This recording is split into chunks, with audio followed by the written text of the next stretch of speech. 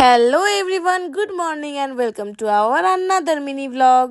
আজকে সকালটা তো শুরু হয়েছিল জিলিপি দিয়ে। দুই বোন মিলে সকালবেলা ঘুম থেকে উঠে বসে গল্প করছিলাম আর জিলিপি খাচ্ছিলাম। দেন রিসিভ করলাম একটা পার্সেল। সবাই মিলে একসাথে এত জিনিস অর্ডার দিয়েছি যে কেউ বুঝতেই পারছি না যে কার পার্সেল এসেছে। যেমন এই শাড়িটা একটা কার ছিল আমরা কেউ জানিই না। লাস্টে অনেক খোঁজ নেওয়ার পর জানতে পারি যে ওটা বোনের শাড়ি। তারপর আমরা চলে গেছিলাম মাসির বাড়িতে। আর মাসির বাড়ি গিয়ে লাঞ্চ করতে বসে সঞ্চিতা আর দিয়ার মধ্যে ভীষণ ঝগড়া লেগে গেছিল কে আগে চেয়ারে বসবে এই নিয়ে। তারপর লাঞ্চ কমপ্লিট করে দিয়া কি কি কিনেছে ওগুলোই দেখাচ্ছিল। আর ওই ক্লিপটা দেখার পর সঞ্চিতা বলছিল যে এটা মাথায় কিভাবে লাগাবে সেটা বুঝতেই পারছেন। আর কাল না বিপত্তারিণী পুজোর একটা ডেট ছিল, তো প্রত্যেক বছর আমাদের বাড়িতে একটু বড় করে বিপত্তারিণী পুজোটা হতো, তবে এই বছর একটু ছোট করেই হয়েছিল। প্রথমে তো পুজো হওয়ার কোনো কথাই ছিল না, তারপর পাপা বললো যে চল একটু ছোট দেখে পুজো করে দিয়ে আসি। তাই ঠাকুরের জন্য যা যা আনা হয়েছিল আমি আর সঞ্চিতা মিলে সবকিছু এক এক করে সুন্দর করে গুছিয়ে ঠাকুরের সামনে রাখি। আর তারপর পাপা এসে পুজো করে। তারপর সন্ধ্যা আরতি করে পাপা পুজো শেষ করলো। দেন একে একে সমস্ত কিছু নিয়ে আমরা নিচে আসি। একটা বেশি দুটা হাম্পি দাও, তুমি কেমন একটা করো।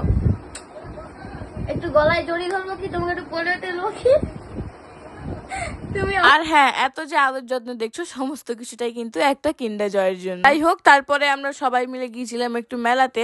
ওখানে গিয়ে মোমো, ভেলপুরি এই সমস্ত কিছু খেয়েছিলাম। তারপর আমরা আসি বাড়ি। আর বাড়ি এসে দেখি ইনি ম্যাডাম হাত পা কেটে নিয়ে বসে আছে। যাই হোক, আজকের মতো এতটাই, টাটা।